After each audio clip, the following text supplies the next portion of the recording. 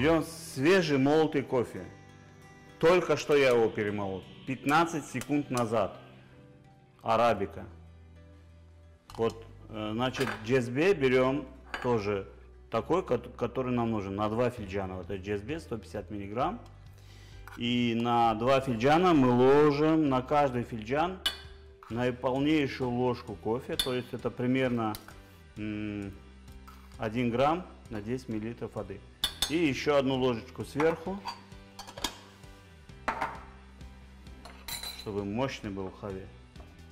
Так, наливаем воду до талии, не более. Ставим на огонь, вылезар. Огонь должен быть, пламя, ровно по донышку. Если мы не подогреем чашку, мы наливаем напиток в холодную чашку, и напиток моментально теряет тепло. В момент, когда напиток начинает подниматься, в этот момент мы разливаем кофе по чашке.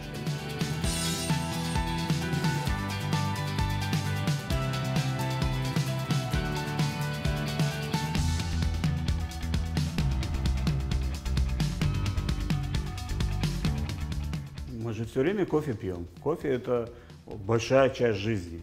И мне было всегда интересна эта посуда.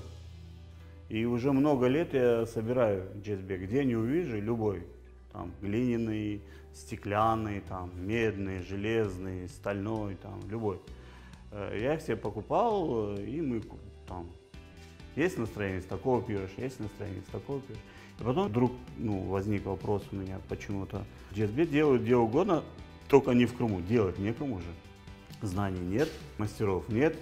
А так как я всю жизнь связан с металлом, то я начал потихонечку, появилась еще в Новороссийске давным-давно, идея создать мастерскую по производству медной посуды.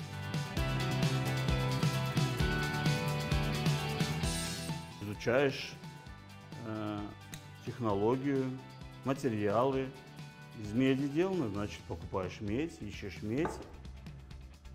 Оказывается, не из каждой меди можно сделать. Нужно делать из чистой меди, потому что это пищевая посуда. Нужно было найти правильную форму. Потом нужно было узнать, как это делать, как соединялась форма, какая она была. Это столько лет я пытался понять, почему такая форма, как она такой стала и для чего она нужна, такая форма.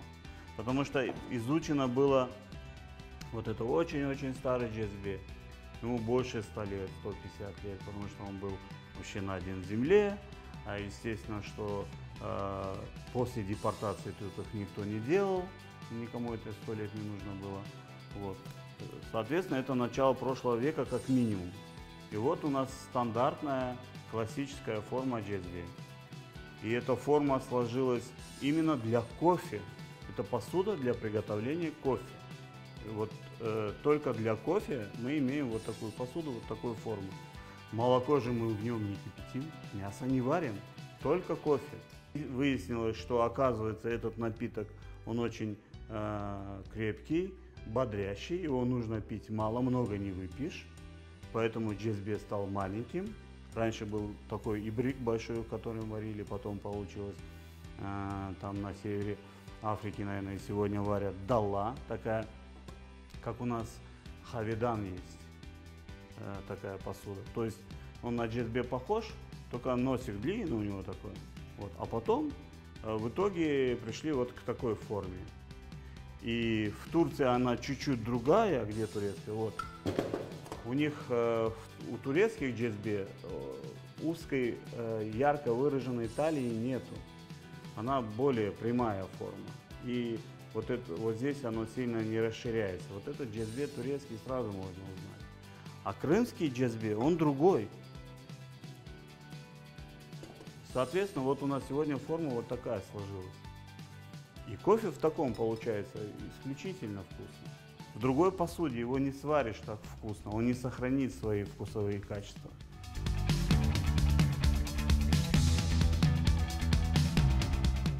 К нам в дома возвращается наша посуда. Задача не стоит на этом заработать много денег. Вот это сегодня никого не кормит. Вот наши мастера, кто работает, они, вот люди говорят, очень дорого. Любого мастера возьми, там, Али Умеров или Рифат Куртвилиев, у них есть еще какая-то дополнительный заработок. Вернее, это дополнительный заработок.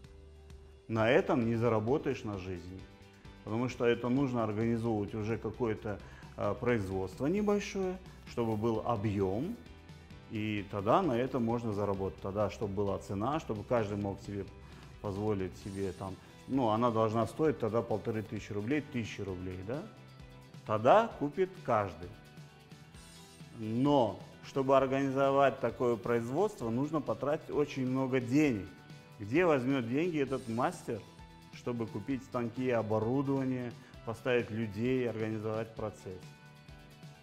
Мы не можем тягаться, предположим, с заводами, которые сегодня производят медную посуду. Это просто каждый мастер просто на голом своем энтузиазме восстанавливает.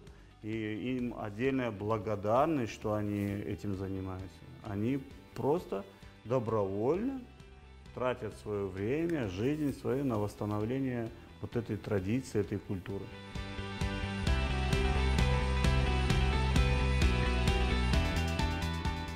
Я переехал в Крым в 1987 году. Мне было 24 года. Жизнь прекрасная. Я взял фотоаппарат, чемодан в руки и уехал. Когда приехал в Крым, после там нескольких месяцев скитаний, мы объездили весь Крым в поисках дома. Остановился я в селе Приветное, Джумайли вообще, это село раньше называлось. Там дом купили, там остались. Потом, спустя несколько месяцев, меня такие взяли на работу, нас с другом. Татар же не брали никуда вообще.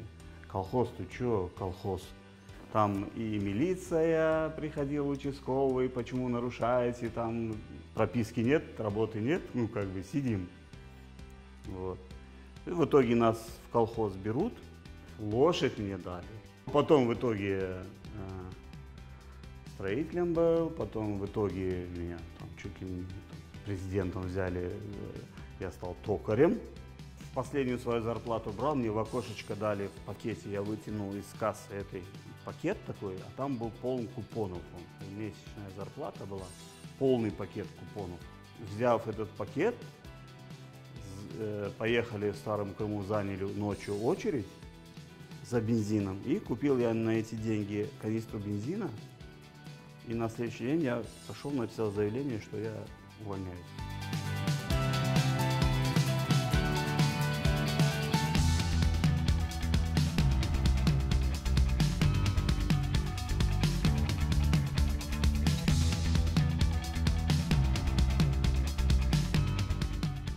Уже в Новороссийск, ну там теща, как бы, когда туда-сюда ездишь, она говорит, а что вы там, ну там получше жили люди. Он говорит, вот работа есть, там, какая работа, а любая. Мы ездили туда на стройку, деньги зарабатывали, штукатурили, ну что придется. Начиная с 93-го, получается, 94-го примерно годов я работал в Новороссийске, работали, ну не только в Новороссийске, а по России мы работали. У нас работа такая интересная была. Связанная с металлом, теплоизоляция трубопроводов и оборудования. У нас была организация, теплоизоляция, потом стройтермосервис называлась она. Я всегда был и есть успешный предприниматель. Когда появилась возможность построить свой дом, мы купили вот здесь участок, там коробка была недостроенная, построил дом.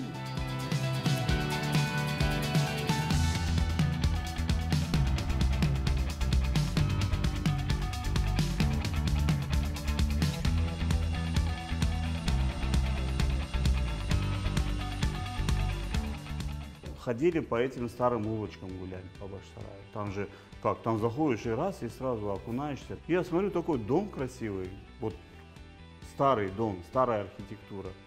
И мимо иду, а дверь открыта. Ну, я что думаю, это жилой дом, люди там живут. Дверь открыта, я туда заглядываю, никого нету. Заходить неудобно, мало ли кто, люди там живут. Еще дальше заглядываю, двор красивый, уникальный двор, дворик. Вот почти сохранился таким, как я себе представлял, да? Там виноград, там камни. И тут раз девушка спускается и говорит: а что же вы стоите, заходите, не стесняйтесь. Оказывается, это такое импровизированная кафешка.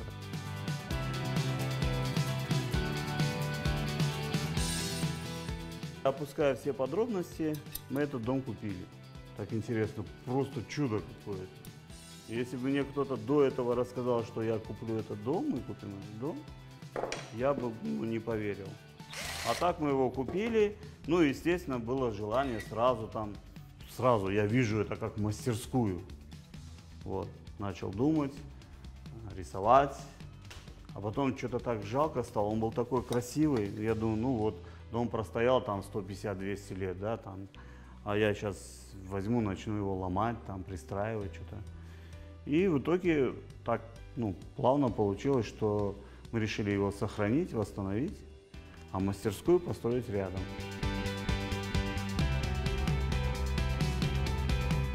Когда я это увидел, что насколько он красивый, та-да!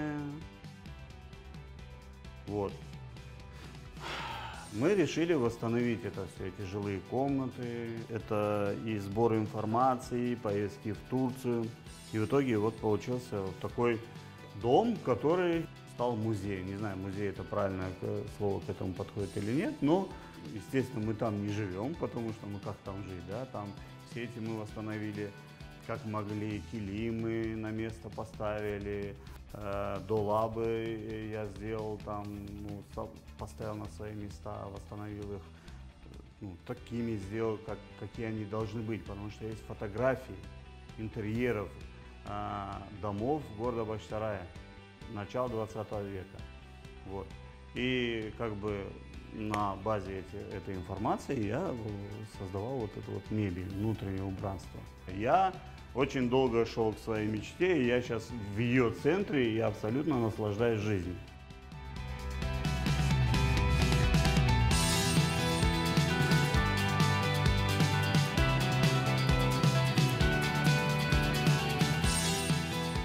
В мире столько вокруг интересного, куда ни посмотри. Ну, во-первых, основная работа, ее, опять же, я говорю, ее работой назвать сложно. Это же не работа, это огромный мир. В этой жизни самое главное научиться получать удовольствие от процесса, не ожидая результата.